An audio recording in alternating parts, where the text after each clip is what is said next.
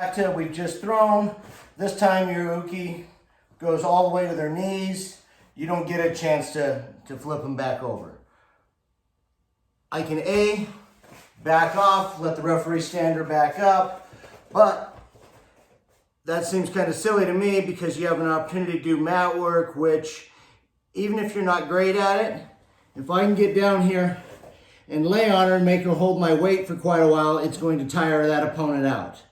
Okay, we stand back up, that opponent's a little more tired, now I have a little bit of an advantage.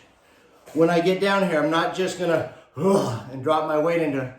I'm intentionally taking one quadrant on each side, diagonally from each other.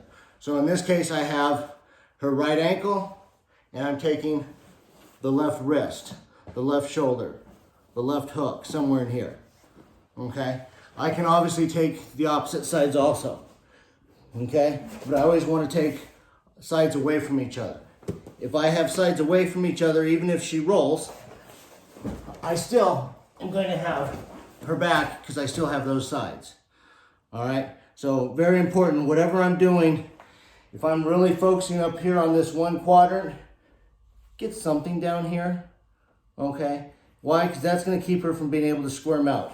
If I get up here and I just start working this here, what's to stop her from backing out and wait, where'd you go? Okay, so, and I've seen lots of methods. I've seen people get in, hook it with their ankle, kneel on it. If I can get the close ankle, which is one of my favorites, then I will work that forearm. Because now I have this ankle and this leg, okay? So, very important to make sure I'm not just putting my weight in, but I'm starting to hook and grab also, all right? If you'll notice where my knee is, I get it all the way around so that I'm behind her here. Okay, if you turn just a little bit for me. Okay, so I get very low, I get the knee in behind, I'm now able to control the body here just a little bit because I have that control, okay? If I get that leg up too high, she can use that to flip me with. So keep it nice and low and I can keep her from being able to back out of this. Now from the front, if you'll notice, I'm taking a good grip right on the wrist, okay? What I want to eventually do is I want this to break a 90. Once that breaks there, I now have that arm bar or whatever I want to try to take out of this. Why? Because she no longer has the power to block me because it's no longer in front. And all I'm going to do is I'm going to rotate my elbow forward. Boom. Okay? So for my upper belts, I get it past that 90. I'm going to take that elbow and lock it forward, and I'm just going to sit out, boom, pull the arm with me, which as you can see is really locking her up, and I have pretty good control over her whole body at this point. Okay, so again, I'm just going right to the wrist. I kind of push into her until I can get that arm to come at a 90 degree here, get that all the way back. My far hand here, I'm using that right on her knee to kind of push her out to get more lean out of her. And once I get that lean, boom, I drop that elbow to the ground. I can pull it out here and go flat. Okay, also having the arm bar, or I can do the sit out. Lots and lots of very different methods to take from here. Having the back gives you a lot of control over this person. That's why most jiu-jitsu guys, lots of judo players hate having you on their back. Okay? Why? Because you have more control. They have nothing they can grab really. All right? How are you feeling there, Dante? Not the best. Perfect. That's what I like. So, this is a simple move. I just get that to that 90 degree. From there, I can now pull this arm all the way through the hole. Boom. Whether I go belly down or I do my spin. And I really like my spin. Dante doesn't when she's on the bottom. Well, yeah. Okay. So, as I'm doing that though, remember, still keep that far cross side. All right?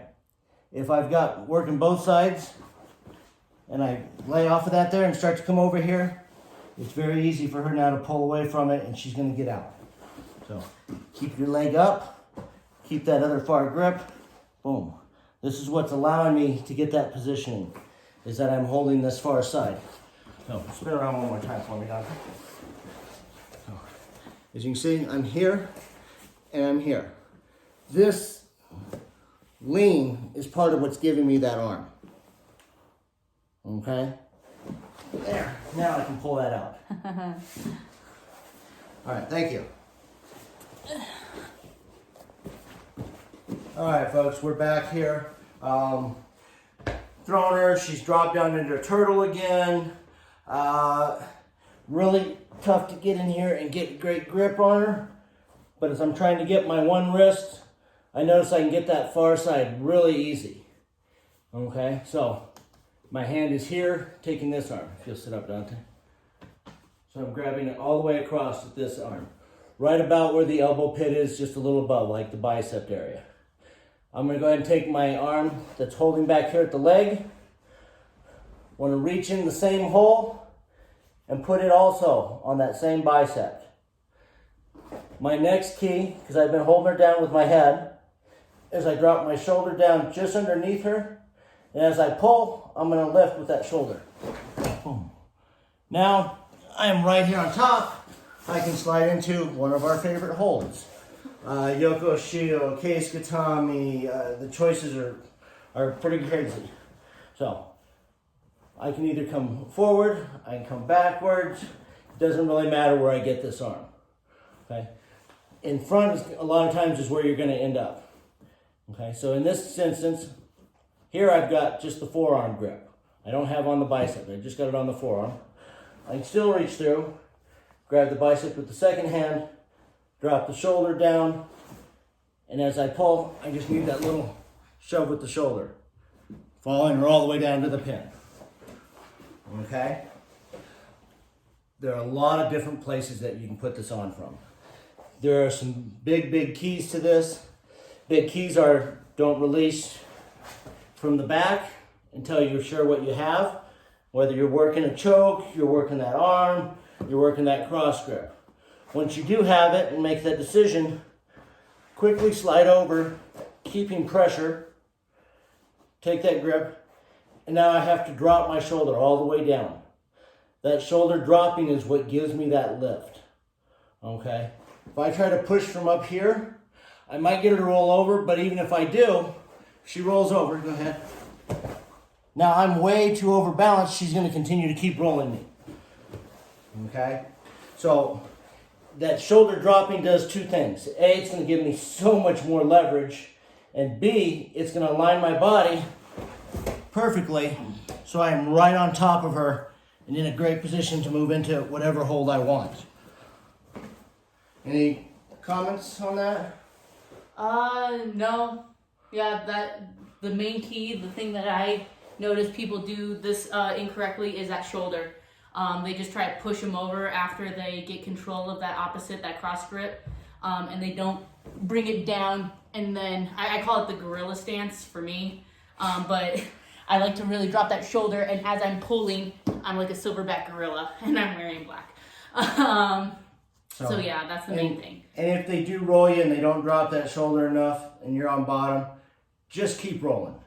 If she were to continue that roll, I would be over the top and keep going, and all that hard work, she'd be back on top, and I'd be in a worse place than where I started from. Okay, so very important, drop that shoulder all the way down, and I kind of want to feel it get just a little bit underneath her. And that's, like I said, going to give me a little lift, and it's going to align my body to where I'm not off balanced and she can roll me. All right, there you go.